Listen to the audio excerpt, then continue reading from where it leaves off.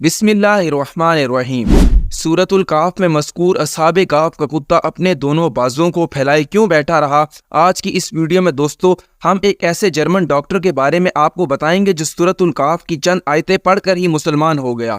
المانیہ German کا ایک physician doctor کا بیان ہے کہ میں کسی سفر میں ایک بار ایئرپورٹ پر تھا کہ اچانک ایک نوجوان نے قرآن کا ترجمے کا نسخہ مجھے گفٹ کیا۔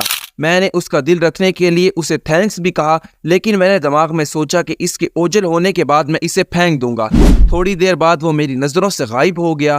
میری بھی فلائٹ کا وقت ہوا چاہتا تھا۔ میں جلدی جہاز میں بیٹھ گیا۔ سفر طویل تھا۔ اکتاہٹ کی وجہ سے ادھر ادھر پلٹی لی تو جیب میں کچھ سا وزن محسوس ہوا۔ نکالا تو وہی قرآن کا نسخہ تھا جسے میں بھول گیا۔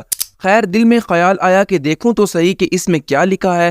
میں نے کھولا تو میرے سامنے سورۃ الکہف کھلی اور میں دھیرے دھیرے اس کے اوراق آگے پیچھے کرنے لگا۔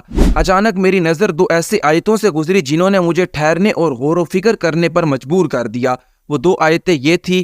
ترجمہ: آپ دیکھیں گے کہ آفتاب بوقت طلوع ان کی غار سے دائیں جانب کو جھک جاتا ہے اور بوقت غروب ان کی بائیں جانب کترا جاتا ہے، اور وہ اس غار کی کشیدہ جگہ میں ہے۔ جرمن ڈاکٹر نے دوسری آیت یہ پڑھی۔ ترجمہ: اور آپ خیال کرتے ہیں کہ وہ بیدار ہیں، حالانکہ وہ سوئے ہوئے تھے۔ خود ہم ہی انہیں دائیں بائیں کروٹیں دلوایا کرتے تھے۔ ان کا کتا بھی چوکھٹ پر آہینے ہاتھ پھیلائے ہوئے تھا۔ ڈاکٹر کہتا ہے کہ ان کا سونا اور کروٹیں لینا تو سمجھ میں آتا ہے، کیونکہ یہ اس لیے بھی ضروری ہے تاکہ ان کے جسم اگر ایک ہی کروٹ میں رہیں گے تو خراب ہونے اور جسم کو مٹی کھا جانے کا خطرہ ہے۔ ڈاکٹر کو اس بات سے بھی کوئی حیرت نہیں ہوئی۔ اس کے بعد جرمن ڈاکٹر نے جو دوسری آیت پڑھی جس میں تھا کہ سورج غار میں روزانہ داخل ہوتا ہے مگر ڈائریکٹ ان کے جسم پہ روشنی نہیں پڑتی۔ ڈاکٹر کا کہنا ہے کہ جسم پر بستر کے نشان نہ پڑیں، ضروری ہے کہ کمرہ ہوادار ہوگا۔ سورج کی روشنی بھی اس میں آتی جاتی ہوگی لیکن سیدھی ان کے جسم پہ نہیں پڑتی ہوگی۔ پھر ڈاکٹر دوسری آیت کے بارے میں غور و فکر کرنے کے بعد کہتا ہے کہ کروٹ لینا بھی ضروری ہے، اس لیے کہ ایک ہی کروٹ میں رہنے سے جسم پر زخم نہ پڑ جائے اور پھر اس میں بدبو نہ پھیل جائے اور زمین اپنی خوراک نہ بنا لے۔ ڈاکٹر کہتا ہے اب تک مجھے جس چیز نے سب سے زیادہ حیرت زدہ کیا وہ ان سب کا کتا تھا جس کے بارے میں آیا ہے کہ اس نے کروٹ نہیں بدلی بلکہ ویسے ہی اپنے دونوں پاؤں پھیلائے ایک ہی حالت میں تقریباً 309 برس بیٹھا رہا اور اس کے جسم کو کچھ نہ ہوا، نہ زخم لگے، نہ اس میں بدبو پیدا ہوئی۔